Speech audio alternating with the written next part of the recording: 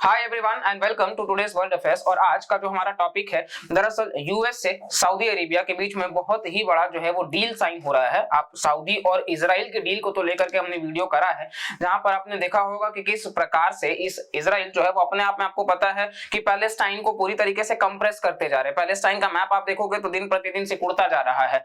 अब इसके बाद में इजराइल जो है वो अपने आप में कहीं ना कहीं बहुत ज्यादा जो है वो आगे बढ़ने के बारे में सोच रहा है, और सऊदी अरेबिया को भी पता है कि उसकी इकोनॉमी जो है बाय द ईयर 2080 वो कहीं ना कहीं ऑयल पे जो डिपेंडेंट है वो कमजोर होती चली जाएगी। इसलिए वो डाइवर्सिफाई कर रहे हैं, वो टूरिज्म को प्रमोट कर रहे हैं। वो अल नसर जो उनका फुटबॉल टीम है, जिसके लिए उन्होंने रोनाल्डो तक को 1600 करोड़ रुपए में खरीदा है, जो कि अपने आप में बहुत बड़ी बात है। यानी कि ऑन एन एवरेज 4-4.25 करोड़ के आसपास पर डे पड़ेगा। नेमार को भी उन्होंने परचेज किया है। तो इस प्रकार से वो टूरिज्म को प्रमोट कर रहे हैं ताकि सऊदी अरेबिया का जो अपने आप में एक इमेज है उसको वो दरअसल स्पोर्ट्स वॉश कर सके। स्पोर्ट्स वॉश का मतलब ये होता है कि दरअसल उनका जो एक इमेज बना है कि सऊदी अरेबिया जो है वो ह्यूमन राइट्स का वायलेशन करता है।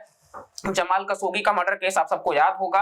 तो उसके बाद में आपको देखने को मिलेगा कि मोहम्मद बिन सलमान जो है उनका बहुत ज्यादा प्रोटेस्ट किया जाता है उनके खिलाफ, और इस वजह से कोई भी इन्वेस्टर जो है वो ऐसे कंट्री में इन्वेस्ट नहीं करना चाहेगा जहां पर ह्यूमन राइट्स एक अपने आप में चैलेंज हो। और सऊदी अरेबिया में आपको बता दे तो पानी की भी बहुत कमी है, और इसके वजह से कहीं ना कहीं अब सऊदी और इजराइल का एक डील होने का बात हो रहा था। तो इवन यूएस से अब यहाँ पे बहुत ही एक वाइल्ड एंट्री करते हुए यूएस जो है उन्होंने साफ साफ कहा है कि सऊदी के साथ वो डिफेंस पैक्ट साइन करने की बात कर रहे हैं, जिससे कि अब वो बोल रहे हैं कि आप पैलेस्टीनियंस को फिलहाल के लिए भूल जाओ और आप इजराइल के साथ एक डील साइन कर लो। जैसा कि आपको पता होगा कि देखिए पैलेस्टाइन जो है वो एक मुस्लिम डोमिनेटेड नेशन है। सेम सऊदी अरेबिया भी वही है, वो रिप्रेजेंट करता है even Organisation of Islamic Countries जो है 57 नेशंस का। जो इस्लामिक लॉज बेसिकली आप देखोगे तो उनके खिलाफ कोई गलत ना हो, उनको ये प्रोटेक्शन देने की बात करता है। तो सऊदी अरेबिया उसमें टॉप पर होता है।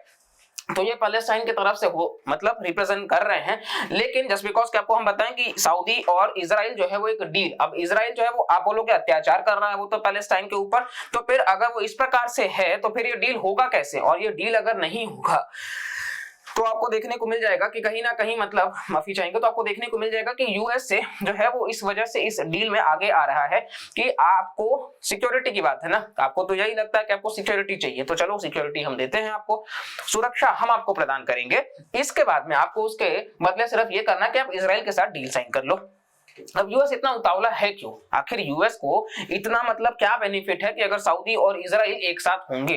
क्योंकि आपको देखने को मिल जाएगा कि वो आमतौर पर ऐसा नहीं करता है, लेकिन यहाँ पर आपको देखने को मिलेगा कि इजराइल और सऊदी जो है वो फ्रेमवर्क में आने को लगभग तैयार है, ऐसा यूएसए ने खुद में कहा है। अब इन सबके पीछे का कारण ये है, India middle east Europe economic corridor, ये जो IMEC है, इसके बारे में ऑलरेडी हमने चैनल पर डिटेल वीडियो करा है। तो अगर आपने नहीं देखा इस वीडियो के बाद आप उसको भी चेक करिएगा। लेकिन IMEC में आप देखोगे तो भारत से, दरअसल यहां से आप मुंबई से देखेंगे ये भारत से जा रहा है, और यहाँ ये यूएई और सऊदी अरेबिया, सऊदी अरेबिया के बाद ये जो जा रहा है इसके बाद में आपको देखने को मिल जाएगा कि हम इजराइल के साथ में जुड़ रहे हैं। अब इजराइल और जॉर्डन आपको देखने को मिल जाएगा। तो जब रिलेशंस अच्छे होंगे तभी तो ट्रेड आगे बढ़ेगा ना।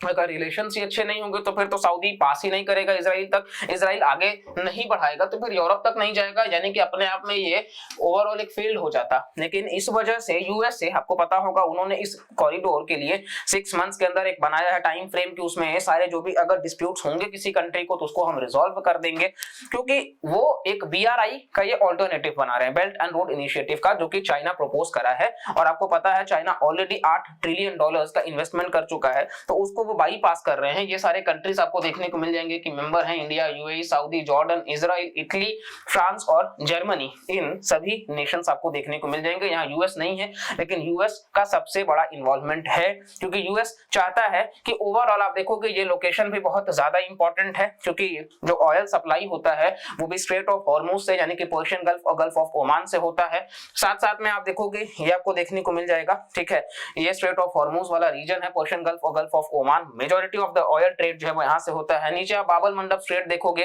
तो ये भी बहुत इंपॉर्टेंट है, सुएज कैनाल वगैरह। तो इन सभी पे कहीं ना कहीं यूएस से जो है वो अपने एलाइज के साथ मिलकर के बहुत ही बेहतर तरीके से आगे बढ़ना चाहता है, वो चाइना को बाईपास करना चाहता है। और इसीलिए यूएसए जो है वो कहीं ना कहीं सऊदी अरेबिया को आगे बढ़ा रहा है कि आप हमारे साथ एक डिफेंस पैक्ट साइन कर लीजिए, आपको सुरक्षा का टेंशन है, चलिए सुरक्षा हम देते हैं, हम आपको कंप्लीट सुरक्षा देंगे, ऐसा नहीं कि सिर्फ आर्मी उतार देंगे, आपको हम कंप्लीट सुरक्षा देंगे, आप इजराइल के साथ एक पीस डील जो है वो साइन कर लो, आप दोनों व्यापार करो, आगे बढ़ो, इसके वजह से प्रॉस्पर होगा, सभी को, भारत को भी बहुत हेल्प होगा क्योंकि हम इससे जुड़े हुए हैं। अगर ये प्रोजेक्ट फेल होगा तो भारत के लिए फेलियर होगा, लेकिन ये प्रोजेक्ट अगर सक्सेसफुल है तो भारत का ट्रेड बहुत ज्यादा बढ़ेगा विद यूरोप और बाकी भी नेशंस के साथ में। तो इस वजह से कहीं ना कहीं यूएसए यही चाहता है कि सऊदी जो है वो अपने आप में इस डील के साथ आगे बढ़े, और पैलेस्टाइन जो कि हम आपको बताए कि अपने आप में वो सिकुड़ता जा रहा है, तो फिलहाल के लिए उस चीज को साइड में रखने की बात करी जा रही है। हो सकता है ये 5 साल 10 साल जो भी हो, जितने भी टाइम के लिए हो, साइन करने की बात करी जा सकती है, जो भी होगा आगे हम उसको बताएंगे, और ओवरऑल ये पूरा का पूरा आपको मैटर देखने को मिलेगा।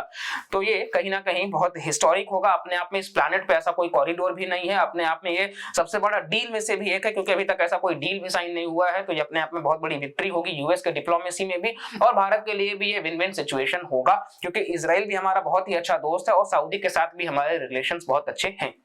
तो कुल मिलाकर के हमारा ये यूरोप के साथ में भी फ्री ट्रेड एग्रीमेंट की बात हो रही है, तो यूके के साथ हम उसको इंप्लीमेंट कर पाएंगे। जैसा कि आपको पता है कनाडा के साथ ऑलरेडी फ्री ट्रेड एग्रीमेंट जो है वो हमने रिजेक्ट कर दिया है, और इवन आपको देखने को मिल जाएगा कि बहुत सारा जो है वो रिलेशंस ऑलरेडी वर्स्ट हो चुका है। ट्रूडो ये भी कह रहे हैं कि वो रिलेशंस सुधारना चाहते हैं, बहुत सारी बातें हैं।